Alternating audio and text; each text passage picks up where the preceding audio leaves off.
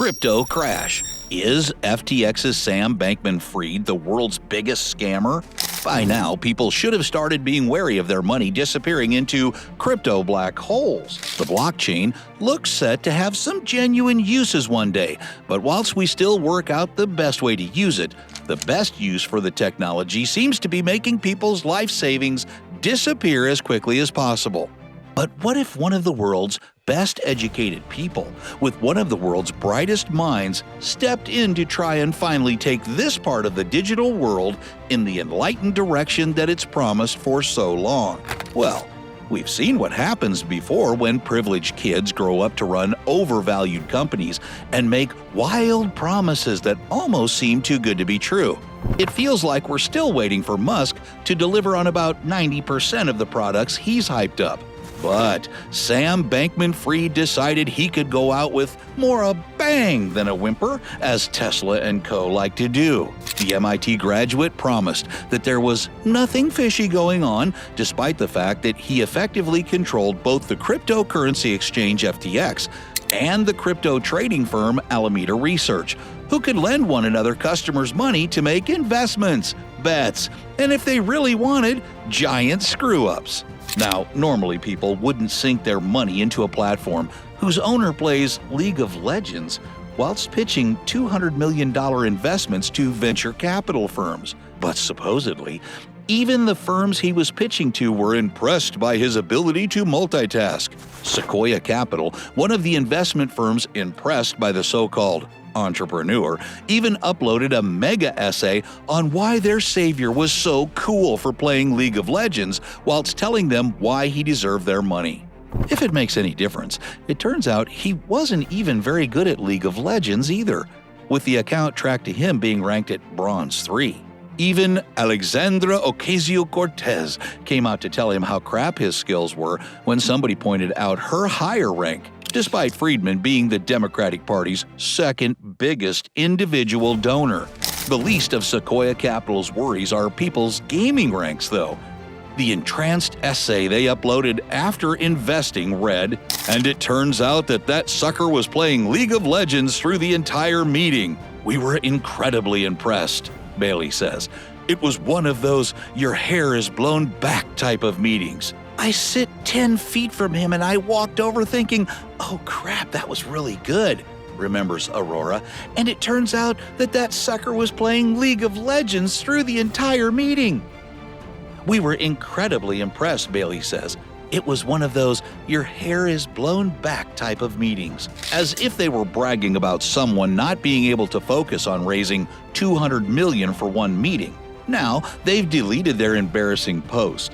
The company can worry about how he's just as bad at business as he is at MMORPGs. But what if there was a good team to make up for SBF's lack of attention span?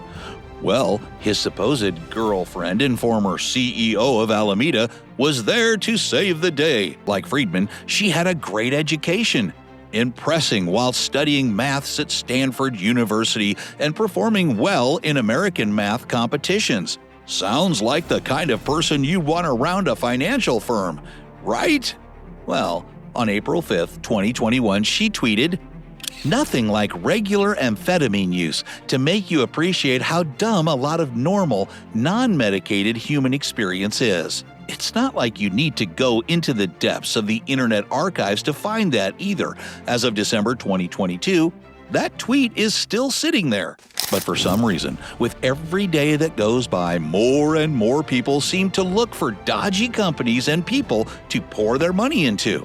So when it came out that much of the money that customers, including investors and everyday people, put into FTX was being poured straight into inflating the price of their own cryptocurrency, people shouldn't have been so surprised. If you put $100 into crypto through FTX, the site told you that your money was sitting there, pretty ready to be spent and withdrawn however you wanted. Instead, though, the gamer and amphetamine head were actually using it for other means they thought were more effective at building wealth. Unsurprisingly, they thought that pumping their own cryptocurrency full of money was a good use of everyone else's funds. But inevitably, that meant one day when their cryptocurrency started to fall in value, people's funds weren't there to withdraw anymore.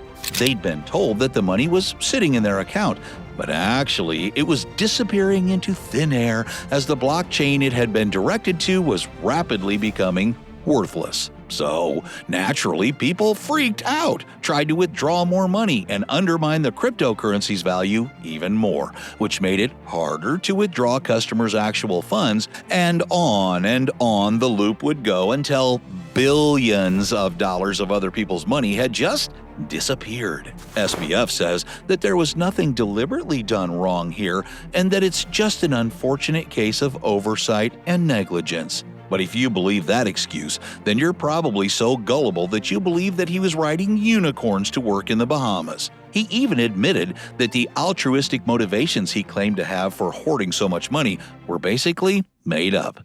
His stated desire to help people with all of the money he was going to conjure up without customers' consent was a dumb game we woke Westerners play where we say all the right shibboleths and so everyone likes us. That dumb game could very possibly become jail time soon if he doesn't figure out a good explanation for gambling with such a huge amount of other people's money without them knowing.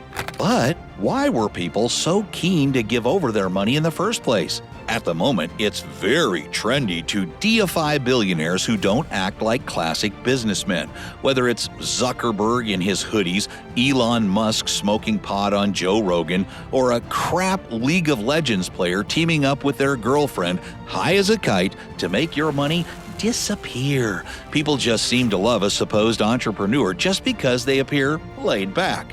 When another $5 billion plus has just disappeared into a crypto sinkhole, though, surely people have to stop buying into the scam soon.